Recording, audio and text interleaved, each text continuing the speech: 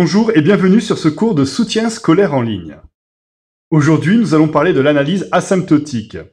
Et plus particulièrement, nous allons travailler sur des méthodes qui vont te permettre de déterminer le développement limité à l'ordre 3 en 0 de la fonction qui à x associe le produit de cosinus x par exponentielle x, en effectuant le produit de dl connu.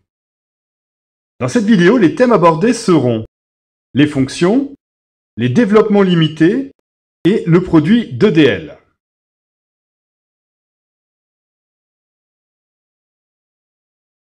Dans cet exercice, nous allons déterminer le développement limité à l'ordre 3 en 0 de la fonction qui à x associe le produit donc entre cosinus x et exponentielle x. Pour cela, nous allons utiliser des développements connus et le produit de dl.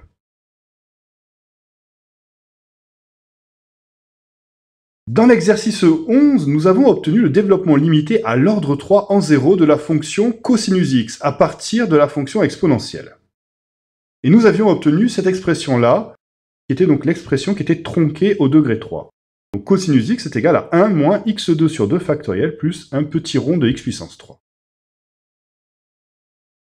De même, le développement limité à l'ordre 3 en 0 de la fonction exponentielle est, je te le rappelle, exponentielle x égale 1 plus x que divise 1 factoriel, plus x2 que divise 2 factoriel, plus x3 que divise 3 factoriel, plus un petit rond de x puissance 3.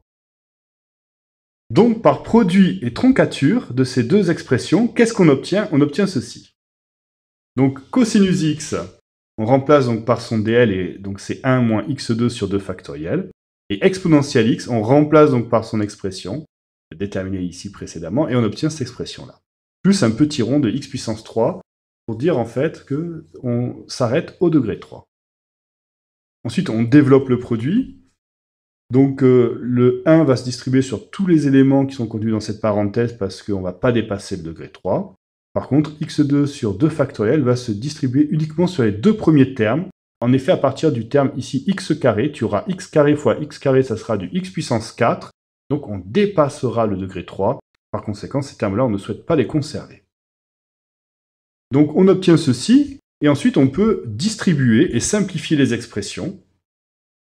Nous obtenons cela, ensuite on regroupe les puissances ensemble. Donc ici on a 1 demi de x carré qui va s'amplifier avec moins 1 demi de x carré. On regroupe les x puissance 3 ensemble, et il nous reste l'expression suivante. Donc le produit de cosinus x par exponentielle x est égal à 1 plus x moins 1 tiers de x puissance 3 plus un petit rond de x puissance 3. Les professeurs d'avenircours.com espèrent que ce cours t'a aidé. N'hésite pas à laisser un commentaire sur notre chaîne YouTube. Nous te souhaitons une bonne préparation pour ta prochaine évaluation. Si tu as d'autres exercices que tu ne comprends pas, tu peux faire une demande d'adhésion à notre groupe Facebook sur www.facebook.com/groupe avec un S/soutien scolaire gratuit et demander de l'aide à l'un de nos professeurs.